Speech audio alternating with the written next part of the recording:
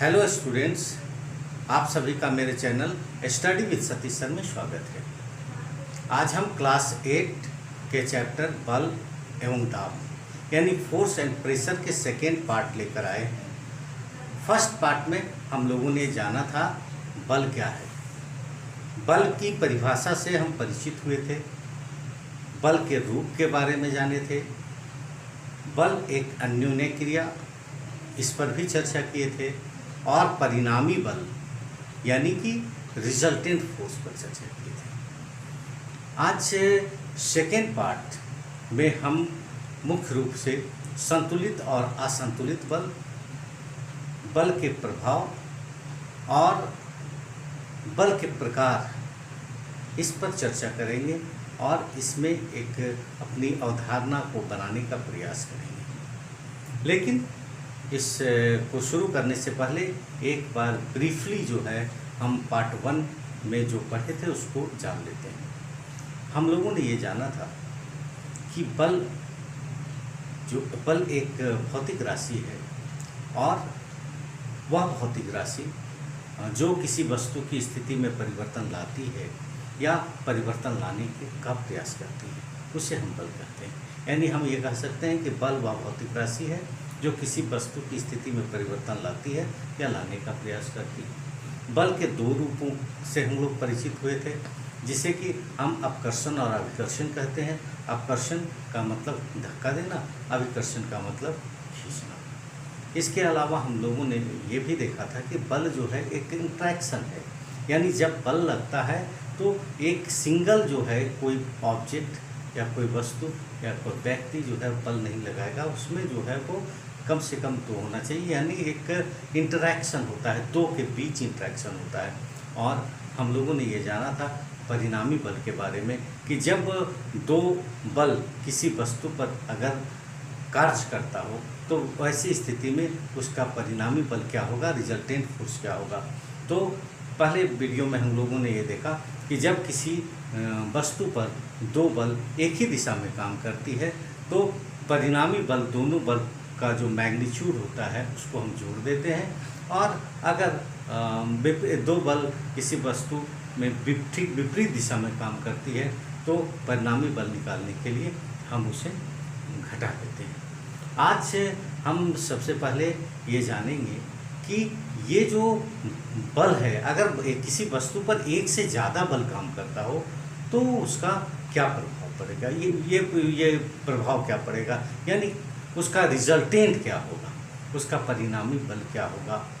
और अगर परिणामी बल होगा तो उसके आधार पर हम बल को कितने भागों में बांट सकते हैं। तो अगर किसी भी वस्तु पर एक से अधिक बल काम कर रहा हो तो हम वैसी स्थिति में दो स्थितियां हो सकती हैं। या पहली स्थिति ये कि सभी बलों का परिणामी बल यानी रिजल्टेंट जो है वो शून्य हो, या फिर सभी बलों का जो रिजल्टेंट है वह शून्य नहीं हो।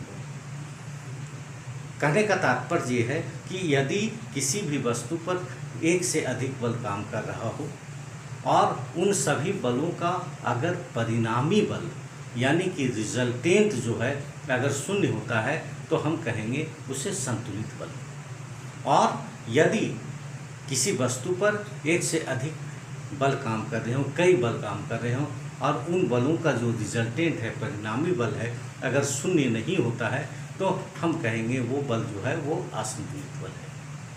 तो एक संतुलित बल और दूसरा असंतुलित बल। तो संतुलित बल और असंतुलित बल के हम कुछ प्रभाव को देख लेते हैं कि क्या होता है। जैसे मान लिया जाए कि ये पेन है, अब इस पेन में बल लग रहा है, एक बल इधर लग रहा है जितना, उतना ही बल इधर लग रहा है, जितना बल इधर लग रहा है उतना ही बल इधर लग रहा है, जितना बल इधर लग रहा है उतना ही बल इधर लग रहा है। अगर ऐसी स्थिति हो तो क्या होगा कि ये पेन अपनी ही जगह पर रहेगा, क्योंकि अगर मान लिया जाए इधर 5 न्यूटन का बल लग रहा है, इधर भी 5 न्यूटन का बल लग रहा है, तो वैसी स्थिति दूसरा है तो ये जितना इधर बल लगेगा उतना ही इधर। अगर इसी में तीसरा बल इधर 3 न्यूटन का लग रहा और इधर भी 3 न्यूटन का लग रहा है, उसके बाद अगर मान लो इधर जो है वो 10 न्यूटन का लग रहा है, इधर भी 10 न्यूटन का लग रहा है। कहने का मतलब है कि अगर किसी भी वस्तु पर अलग अलग दिशा में बल लग रहा है, अलग अलग मैग्नीट्यूड का बल लग रहा है, लेकिन अगर रिजल्टेंट फोर्स, कुल परिणामी बल अगर शून्य होता है तो वैसी स्थिति में हम उसको संतुलित बल कहेंगे। और जब संतुलन की स्थिति होगी, संतुलित बल में क्या हो सकता है, उसका क्या प्रभाव होगा कि वस्तु अगर विरामावस्था में है, अगर रेस्ट में है तो वो रेस्ट में ही रहेगा, अगर वो गतिशील है तो गतिशील ही रहेगा, क्योंकि वहाँ पर जो फोर्स, नेट फोर्स जो लग रहा है वो नेट फोर्स जीरो होता है। लेकिन ठीक इसके विपरीत अगर किसी वस्तु पर लगने वाले जो बल हैं वो उन बलों का जो परिणामी बल है, रिजल्टेंट फोर्स होगा, या जिसको नेट फोर्स हम कर सकते हैं, कुल बल अगर शून्य नहीं होगा तो वैसी स्थिति में उन बलों को हम लोग असंतुलित बल कहेंगे। और जब असंतुलित बल लगेगा तो वस्तु अपनी स्थिति में नहीं रह सकता है। अगर वो स्थिर है तो हो सकता है गतिशील हो जाए, अगर वो वस्तु गतिशील है तो हो सकता है वो स्थिर हो जाए, या फिर गतिशील है तो उसका गति बढ़ जाए या गति घट जाए या फिर उसकी दिशा बदल जाए। कहने का मतलब यह है कि असंतुलित बल जो है वो वस्तु को विरामावस्था से गतिशील अवस्था में ले जा सकता है, गतिशील अवस्था से विरामावस्था में ला सकता है, वस्तु के गति को बढ़ा या घटा सकता है, वस्तु के आकार में परिवर्तन ला सकता है, वस्तु के दिशा में परिवर्तन ला सकता है। तो आइए अब पहले हम ये देख लेते हैं, ये जो हम चर्चा की इसको हम देख लेते हैं कि संतुलित और असंतुलित बल क्या है। संतुलित बल, यदि किसी वस्तु पर कार्यरत बल यदि किसी वस्तु पर कार्यरत अनेक बलों का परिणामी बल शून्य होता है तो उन बलों को संतुलित बल कहते हैं। यानी जो यहाँ पर यह ध्यान रखना है कि परिणामी बल शून्य हो जाता है।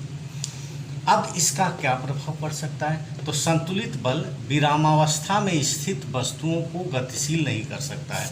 यानी वस्तु अगर विरामावस्था में है तो वो गति में नहीं आएगा।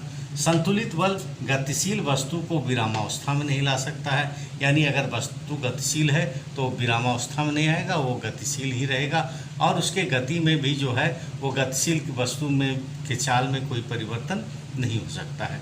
तो ये तो हो गया संतुलित बल। अब असंतुलित बल की बात करें तो असंतुलित बल यदि किसी वस्तु पर कार्यरत अनेक बलों का परिणामी बल, यानी जो रिजल्टेंट होगा, ये जो रिजल्टेंट जो है वो शून्य नहीं होता है।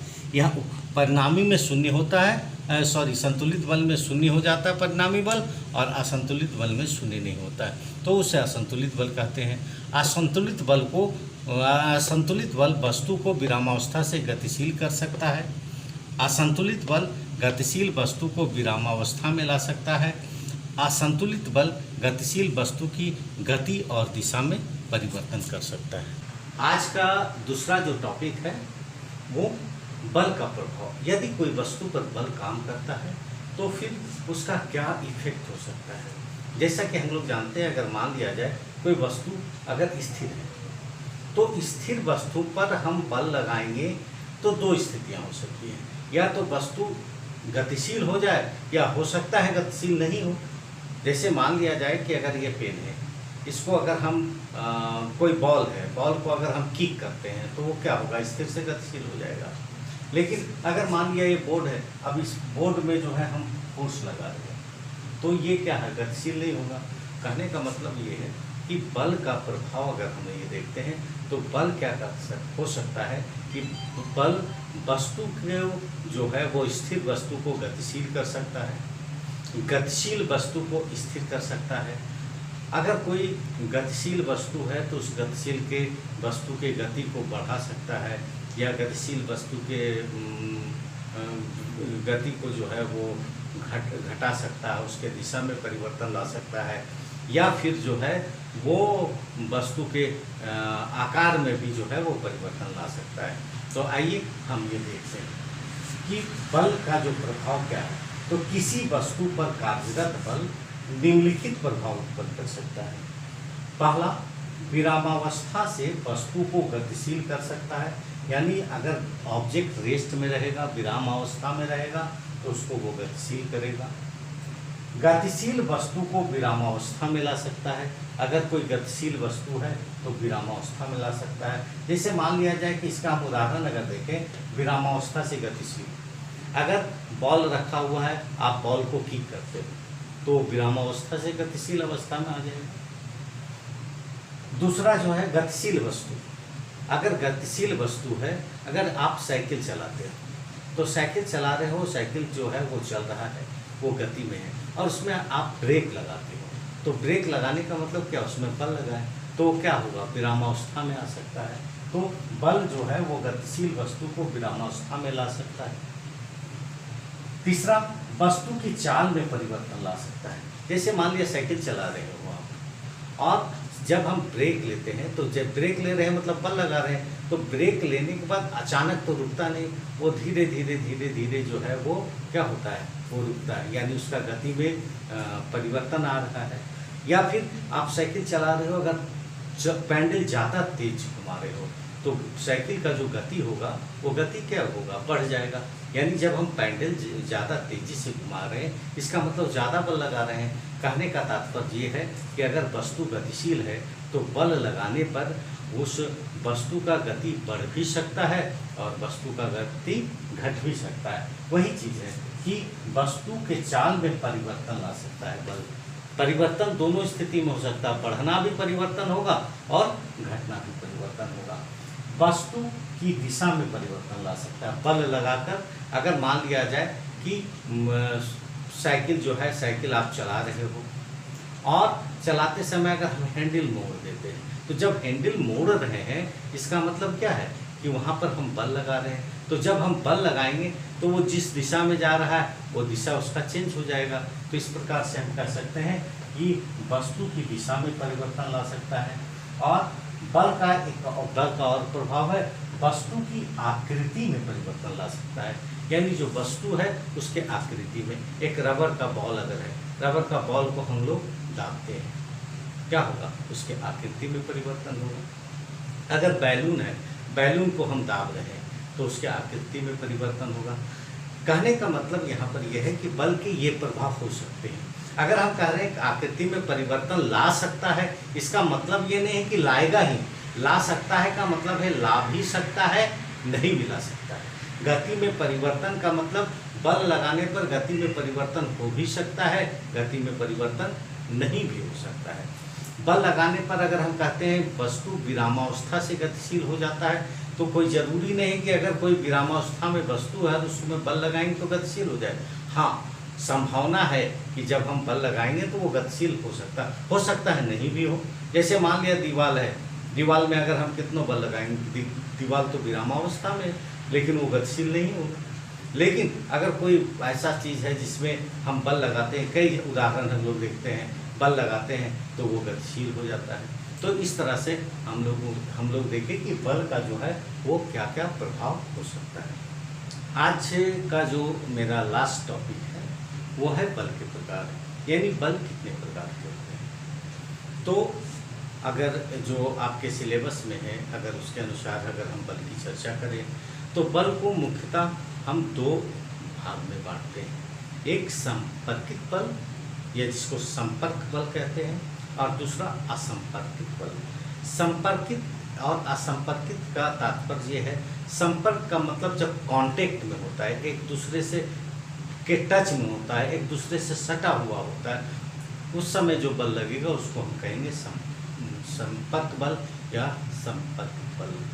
और यदि बल दो वस्तुओं के बीच लग रहा है लेकिन दोनों में संपर्क नहीं हो रहा, दोनों टच नहीं कर रहा, दोनों एक दूसरे से दूर है, तो उस बल को हम लोग असंपर्कित बल कहेंगे। यानी बल को जो है वो मुख्य रूप से दो भाग में बांटते हैं। अब जैसे मान लिया जाए कि ये पेन है, इस पेन को अगर हम पकड़ के मूव कर रहे हैं या पकड़े हुए हैं, तो जब हम ये पकड़े हुए हैं तो ये पेन में बल लगा रहे हैं, तो इस पेन के सतह और मेरी उंगली के बीच जो है वो संपर्क हो रहा है। अगर मान लिया जाए हम इस लिखते हैं तो उस समय क्या होगा, पेन और उंगली के बीच संपर्क है। मान लो इसको अगर हम फेंकते हैं तो फेंकने के समय भी पेन की सतह और मेरे उंगली जो है या हाथ है, इसके बीच ये संपर्क हो रहा है। तो जब बल लगता हो और दो सतह के बीच संपर्क होता हो, यानी कांटेक्ट में रहता हो, तो वैसे बल को हम लोग संपर्कित बल कहते हैं। और इसको मुख्य रूप से हम लोग दो रूपों में बांटते हैं, एक पेशीय बल या मांसपेशी बल और दूसरा घर्षण बल। मांसपेशी बल कहने का मतलब है कि हम जो भी हम लोग काम कर रहे हैं, मान लिया हम आदमी जो काम कर रहा है, कोई जंतु काम करता है, तो वो जितना भी जो काम कर रहा है वो सभी क्या मांसपेशी के कारण कर रहा है, उसमें मांसपेशी से बल लगता है। जैसे हम लोग चलते हैं, कोई सामान को उठाते हैं, कोई चीज़ को धक्का देते हैं, या अगर बैलगाड़ी है तो बैलगाड़ी में बैल जो है गाड़ी को खींचता है, घोड़ा गाड़ी में घोड़ा गाड़ी को खींचता है। तो ये सभी चीज़ जो है, अगर मान लिया रिक्शा चालक है वो रिक्शा को खींचता है, ठेला चलाने वाला ठेला को धक्का देता है, तो सभी में क्या होता है, हमारे मांसपेशियों से बल लगता है। तो इस प्रकार के बल को हम लोग जो है वो पेशीय बल या मांसपेशीय बल कहते हैं। तो चूंकि जब भी होगा इस तरह का बल लगेगा तो दो सतह के बीच संपर्क जरूर होगा, कांटेक्ट जरूर होगा, तो इसलिए वो जो है वो संपर्क बल का उदाहरण है। और संपर्क बल का जो दूसरा रूप है घर्षण बल, और घर्षण जिसको कि अंग्रेजी में फ्रिक्शन कहते हैं, और हम लोग क्लास 8 में एक अलग चैप्टर, पूरा एक अलग चैप्टर ही घर्षण के बारे में। तो घर्षण बल जो है वो भी जब दो सतह एक दूसरे के संपर्क में होता है, सामान्य रूप से, कभी कभी सतह अगर थोड़ा सा दूर भी होने पर भी जो है वो घर्षण हो सकता है। तो जब सामान्य स्थिति में जब दो सतह एक दूसरे के संपर्क में होता है और दोनों के आपेक्षिक गति यानी रिलेटिव मोशन के कारण गति के विपरीत दिशा में जो बल लगता है उसको हम घर्षण बल कहते हैं। आगे जो है हम लोग इस पर विस्तार से चर्चा करेंगे। तो ये जो है संपर्क बल का दो उदाहरण हो गया, एक जो है वो मांसपेशीय बल और दूसरा जो है वो घर्षण बल। अब कुछ बल ऐसे होते हैं जहाँ पर संपर्क नहीं लगता है, जैसे मान लिया ये पेन, इस पेन को ऐसे करके हम छोड़ें तो ये पेन जो है वो नीचे लगा रहा है। नीचे किसके कारण आ रहा है, तो पृथ्वी गुरुत्वाकर्षण बल लगा रहा है, यानी पृथ्वी की सतह, पृथ्वी और इस पेन के बीच में बल लग रहा है, लेकिन दोनों एक दूसरे के कांटेक्ट में नहीं, एक दूसरे से दूर है। तो चूंकि संपर्क नहीं हुआ तो इसीलिए असंपर्कित बल हो गया या असंपर्क बल हुआ। तो असंपर्क बल जो है गुरुत्वाकर्षण बल असंपर्क बल का उदाहरण है। बच्चों तुम लोग चुंबक देखे होंगे, मैग्नेट देखे होंगे। तो चुंबक क्या होता है कि लोहा या लोहे के पदार्थ, कोई भी लोहे के पदार्थ या कांटी जो है उसको थोड़ा दूर से ही खींच लेता है, यानी वो जब बल काम करता है तो बिना संपर्क में आए, संपर्क में आने से पहले ही वो बल लग जाता है। तो वैसी स्थिति में चुंबकीय बल भी जो है वो असंपर्क बल का उदाहरण होगा। और एक है स्थिर विद्युत बल। स्थिर विद्युत बल का एक सामान्य सा उदाहरण है कि अगर सूखा बाल में हम कंघी जो है कंघी चलाते हैं और उसके बाद कागज़ के छोटे छोटे टुकड़े को ले जाके कंघी के पास अगर हम रखते हैं तो देखते हैं कि वो टुकड़ा जो है कागज़ का टुकड़ा उससे कांटेक्ट में आ जाता है। तो ये जो है स्थिर विद्युत बल के कारण होता है। इस पर हम लोग जो है नेक्स्ट वीडियो में बात करेंगे डिटेल से और ये करके देखेंगे कि कैसे होता है। तो अभी जो है हम लोग ये देख लेते हैं बल के प्रकार के बारे में। बल के प्रकार यानी टाइप ऑफ फोर्स, तो मुख्य रूप से दो भाग में बांटे, एक संपर्कित बल यानी संपर्क बल जो कांटेक्ट में होता है और दूसरा असंपर्कित बल यानी असंपर्क बल। ये संपर्क बल को जैसा अभी मैंने बताया कि दो भाग में बांटते हैं, एक मांसपेशी बल और दूसरा घर्षण बल। उसी तरह से असंपर्क बल को मुख्य रूप से तीन भागों में बांटते हैं, चुंबकीय बल, स्थिर विद्युत बल और गुरुत्वाकर्षण बल। इस प्रकार आज हम लोगों ने देखा कि संतुलित बल और असंतुलित बल क्या है। संतुलित बल यानी जब किसी वस्तु पर एक से अधिक बल कार्य कर रहे हों और उन सभी बलों का परिणामी बल शून्य होता है तो उसे हम संतुलित बल कहेंगे। और यदि किसी वस्तु पर कई बल काम कर रहे हैं और उन बलों का परिणामी बल अगर शून्य नहीं होता है तो उसे असंतुलित बल कहेंगे। तो संतुलित बल और असंतुलित बल का क्या प्रभाव होता है इस पर जो है हम लोगों ने चर्चा किया कि संतुलित बल न वस्तु के विरामावस्था से गतिशील अवस्था में ला सकता है, न गतिशील अवस्था की वस्तु को विरामावस्था में ला सकता है, न गति में परिवर्तन कर सकता है। लेकिन इसके ठीक विपरीत असंतुलित बल जो है वो विरामावस्था से गतिशील अवस्था में वस्तु को ले जा सकता है, गतिशील वस्तु को विरामावस्था में ला सकता है, उसके गति में परिवर्तन कर सकता है, उसके दिशा में परिवर्तन कर सकता है, वस्तु के आकृति में परिवर्तन कर सकता है। इसके अलावा हम लोगों ने देखा कि बल के क्या प्रभाव हो सकते हैं। तो बल किसी भी वस्तु को गति में ला सकता है, किसी भी वस्तु को विरामावस्था में ला सकता है, किसी भी वस्तु के दिशा में परिवर्तन कर सकता है, उसके गति में परिवर्तन कर सकता है, आकृति या आकार में परिवर्तन कर सकता है। और उसके बाद हम लोगों ने आज का जो आज जाना, केवल एक ब्रीफ हम एक परिचय हम लोग प्राप्त किए कि बल कितने प्रकार का होता है। एक्चुअली जो है बल के प्रकार हम अगले वीडियो में डिटेल से जो है उस पर चर्चा करेंगे। तो आज केवल हम लोगों ने जाना कि बल को के प्रकार में कि बल को हम लोग दो भागों में बांट सकते हैं, एक संपर्कित बल और दूसरा असंपर्कित बल। संपर्कित बल में पेशीय बल और घर्षण बल, और असंपर्कित बल जो होता है उसमें चुंबकीय बल, स्थिर विद्युत बल और तीसरा जो है गुरुत्वाकर्षण बल। तो आज के वीडियो में इतना ही। उम्मीद है आपको मेरा ये वीडियो पसंद आया होगा, और जिन टॉपिक पर आज हमने चर्चा किया आप लोग अपनी किताब से भी उस टॉपिक को पढ़िए। फिर हम जो है इस चैप्टर के यानी बल और दाब के तीसरे पार्ट में फिर आप लोग से मिलेंगे। आप लोग को मेरा ये वीडियो अगर अच्छा लगा तो प्लीज़ लाइक, शेयर, कमेंट्स और सब्सक्राइब जरूर कीजिएगा। Thank you.